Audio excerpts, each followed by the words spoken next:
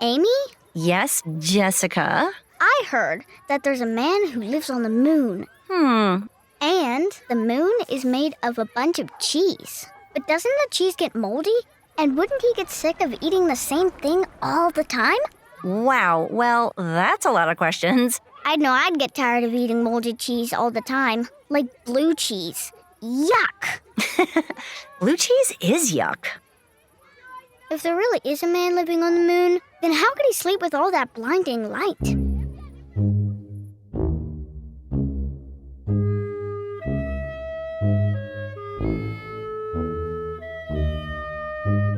Maybe he's being kept awake for days on end, and his tiredness makes him clumsy. What if he's so tired that he trips and falls into one of those huge craters on the moon? Oh, that would be awful.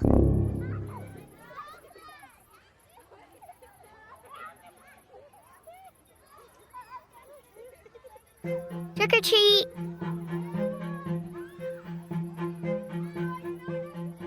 Thank you!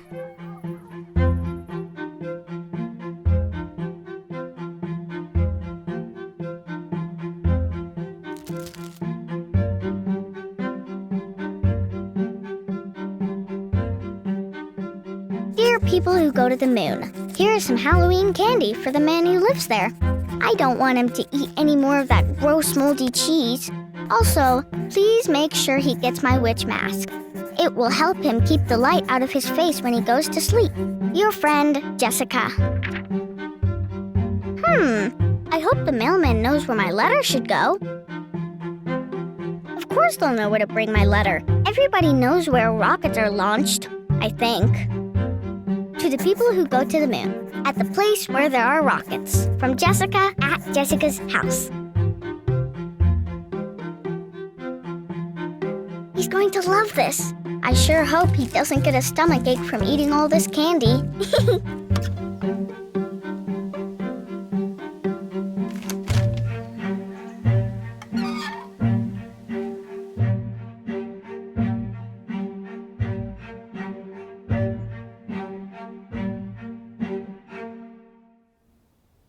Oh, that poor man on the moon.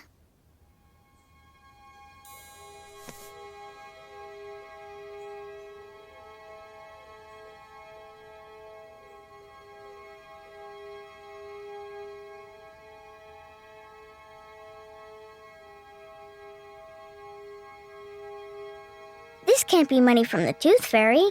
I haven't lost any teeth. And it can't be a gift from Santa. Christmas isn't for another month. Dear Jessica, thank you for your kindness. Your friend, the man on the moon. The man on the moon dots his I's just like Amy does. He draws his Y's and E's the same way she does too.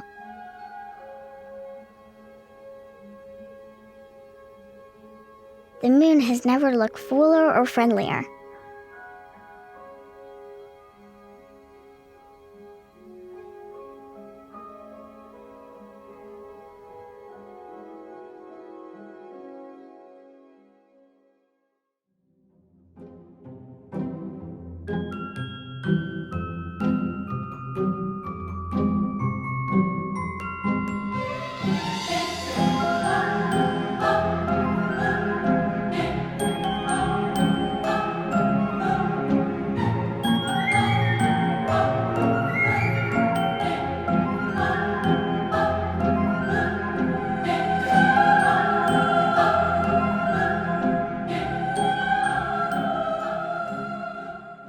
I heard that there's a man who lives on the moon. And the moon is made of a bunch of cheese. But doesn't the cheese get moldy? And wouldn't he get sick of eating the same thing all the time? Wow, well, that's a lot of questions. I know I'd get tired of eating molded cheese all the time. Like blue cheese. Yuck! Blue cheese is yuck. If there really is a man living on the moon, then how could he sleep with all that blinding light? So I liked that this is a take on an old sort of kid's tale, and it's given the child more control over the narrative. We get to see the child sort of understand and try to navigate the sort of story of this man on the moon. and what that could look like from that child's perspective, which I think is quite interesting, how they reason their way through these tales. And I do like how adults participate in keeping a sort of childlike faith.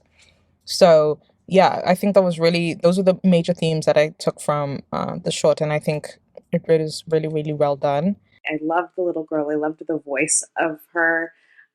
She was so sweet and caring and just pure, right? Like worrying about this man in the moon and what is he eating, and moldy cheese. And so rather than just wishing that he has other food to eat, she's like, no, I'm going to take that upon myself and I'm going to share my food with him. And like, just so many lessons to take from that. And even at the end where she gets the letter back from the man on the moon, and she's like, oh, it's just like Amy's. And like doesn't really put two and two together.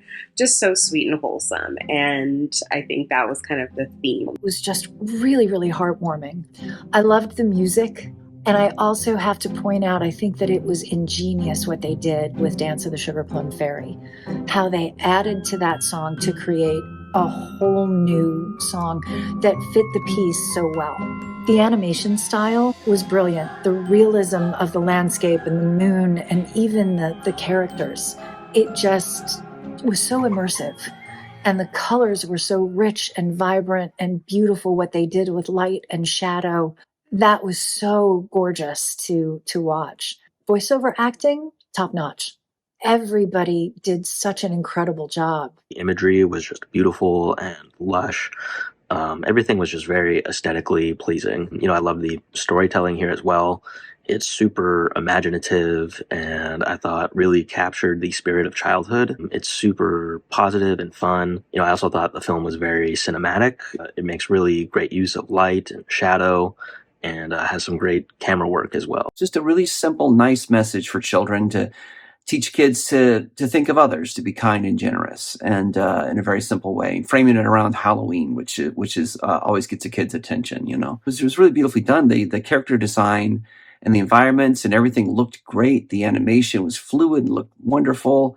Love the voice performances were fantastic. It just worked so nicely, and the design, the overall look of it, it was a very, very good, very well executed film, and I just love seeing animation like this being produced independently. It was a cute Halloween short that I could definitely see being aired on one of, like a Cartoon Network, Nickelodeon, one of those kind of channels. I definitely thought the whole story, basically treating it kind of like Santa Claus fairy tale, it was really cute. I definitely like how it was handled. She wasn't told she was wrong about it. Everyone played along. I thought that was super sweet, super cute. The innocence of children is what is explored in this animation. How they ask endless questions, and once something's in their head, they can't get over it.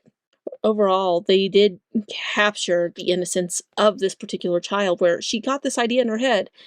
And as anyone who has children knows, once they get an idea in their head, it just does not stop until you find an answer. So often we make them up, but it just does not stop because of that. So it is well done. The animation overall was beautiful. It at first made you think this was going to be a 2D film.